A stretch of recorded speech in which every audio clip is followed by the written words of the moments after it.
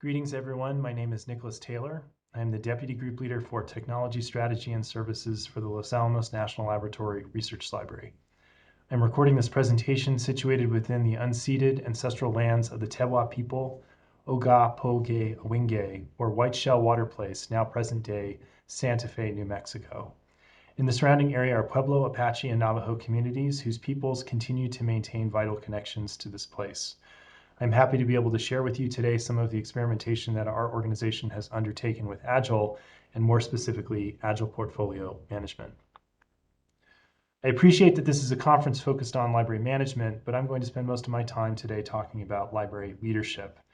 As I've progressed in my career as a manager, I've increasingly come to appreciate how much better the team understands the work and our user community's needs. The question then became how to foster the organizational culture and work practices that would allow teams to most effectively act upon that knowledge. The answer for us has been distributed leadership facilitated by Agile principles and practices. I'd like to share with you the details of our Agile transformation effort with a particular focus on the framework we're using to solicit and evaluate service investment ideas. I'll start with some organizational context. LANL is one of 17 Department of Energy funded national laboratories. We support multidisciplinary research in national security, space exploration, nuclear fusion, renewable energy, medicine, nanotechnology, and supercomputing, among other areas. We have the largest research library of the DOE labs with approximately 30 staff, including library professionals, technical specialists, software developers, project managers, system administrators, and computer scientists. We serve the LANL community with essential information services, including STEM collections, research and reference, copyright data management and research impact consulting, training and workshops, management of institutional review and release processes, and custom software development. The management team, including myself, has been in place for less than 3 years and shares a similar vision for a responsive and empowered services organization. We turn to Agile to help affect that vision. Agile was originally conceived to facilitate software development, but has since gained purchase as a more generic framework for service development and delivery, an enterprise in which we very much see ourselves engaged as a research library.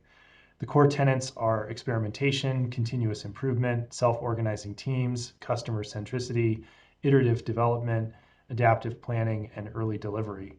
Agile doesn't depend on hierarchical relationships so much as self-organizing teams, pure accountability, and role-based authority. The responsibility of managers, therefore, shifts from specifying and managing teams' work to removing obstacles and otherwise nurturing the capacity of teams and the organization as a whole.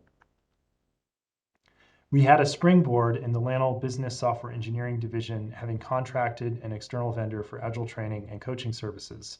Leveraging that, we've had the entire group go through Scrum Master training, and subsets go through Scrum Product Owner, Scrum Developer, Agile Leadership, and/or Agile Team Facilitation training. In terms of actual application, we've now conducted multiple software development work cycles, as well as technical reports, digitization within Agile frameworks. We have ongoing leadership learning cohorts facilitated by an outside coach, and have been primarily managing new investment ideas through an Agile portfolio management framework for about 6 months. So what is Agile portfolio management? The portfolio reflects the conceptual scope of the research library's existing and potential services.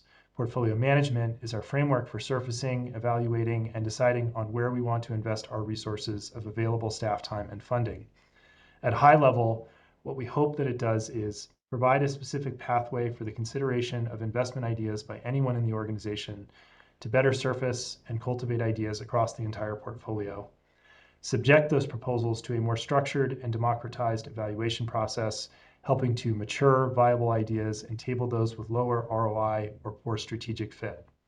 Invite more participatory and transparent strategic decision-making by broadening authority and responsibility from research library management to a wider group of leaders. Help us to better understand implementation capacity limits and differential investments in our strategic goals, and iteratively collaborate our evaluation processes accordingly, and foster an organizational culture of distributed ownership, distributed leadership, feedback, and collective accountability. Investment ideas are called epics. They are the fundamental units of the portfolio management framework. Folks are encouraged to think of epics as experiments, that is to say, what is the smallest amount of effort that we could invest to demonstrate the value of a given idea? Epics are initially specified in an epic hypothesis statement, which is a succinct elaboration of the business case. The template asks for such information as related strategic goals, the parts of the portfolio to which it relates, leading indicators that would validate the hypothesis as we start implementation, and an elevator pitch. The Epic owner is the key actor in the portfolio management framework. They are potentially anyone throughout our group who has an investment idea that they want to champion and steward through the process. Epic owners cultivate their epics through consultation with users, colleagues, the probable implementation team, other stakeholders, and the portfolio advisory team. If and when an epic makes it through portfolio synchronization, the epic owner works with the implementation team to realize the minimum viable product, or MVP, and ultimately the broader epic. The work of portfolio management principally takes place around a regular meeting called portfolio synchronization. For the moment, this has largely replaced our previous team leads meeting, which had been focused on information sharing, less decision making. Portfolio synchronization depends on a few enumerated roles, aside from the Epic owner. A portfolio management facilitator who supports Epic owners in their participation in portfolio management, and the portfolio advisory team, a group of leaders from across research library teams who evaluate, provide feedback on, and approve candidate epics. An Agile transformation team consisting of research library management and a contracted Agile coach serve as catalysts and stewards for the overall organization transformation effort. Agile portfolio management is supported by other processes and artifacts, critically including onboarding of new staff to Agile principles and practices through training, documentation, pairing, and other on-the-ground practice, onboarding of all staff to being Epic owners, our most recent 5-year strategic plan and ongoing strategic planning, a regular portfolio management review meeting through which we make continual adjustments to the portfolio management framework, and an implementation backlog, which reflects approved epics that may be taken up for implementation. We've observed various signs of the progress of the broader Agile transformation effort, namely investment ideas proposed by half a dozen folks below the team lead level, which is atypical, improved socialization and engagement around projects originating from within a single team, epics having made it to the implementation backlog, folks actively using the language of Agile and making it their own, leadership cohorts starting to assume responsibility for their own learning, and teams asking for barriers to be removed that had previously been taken for granted. That's not at all to say that the Agile transformation effort hasn't been without its challenges. We've struggled with the adaptation of what was conceived as a software development framework to non-software development work, Agile organizational transformation as a top-down project, or how to be clear about what autonomy folks do in fact have, the tension of prescribing highly specified Agile processes versus Agile's explicitly stated premium on, quote, individuals and interactions over processes and tools, end quote, decontesting folks' commitments, change management fatigue in the midst of an ongoing pandemic, overcoming folks' reflexive aversion to a jargony flavor of the month, not necessarily library-specific productivity framework, and ensuring the appropriate distribution of epics reflecting candidate work across the entire portfolio. Taking stock of where we're at, we've been doing this for about half a year now, and we're getting more practiced at it. We conducted our first group retrospective this month as part of what will be ongoing tuning. We're recruiting an Agile delivery lead who will serve as a facilitator and steward for portfolio management, if not our larger Agile transformation effort. We are improving documentation and resources for Epic owners.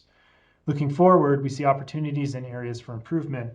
We plan to open up the portfolio synchronization meeting so that anyone in the group can attend. We would also like to enable rotating participation on the portfolio advisory team to truly enable distributed leadership.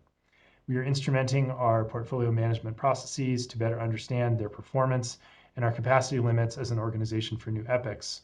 We see potential not only for further improving our work and culture through Agile, but promoting it as a tool for other quarters of the larger organization as well. And with that, I thank you for your time, and I look forward to any questions you may have.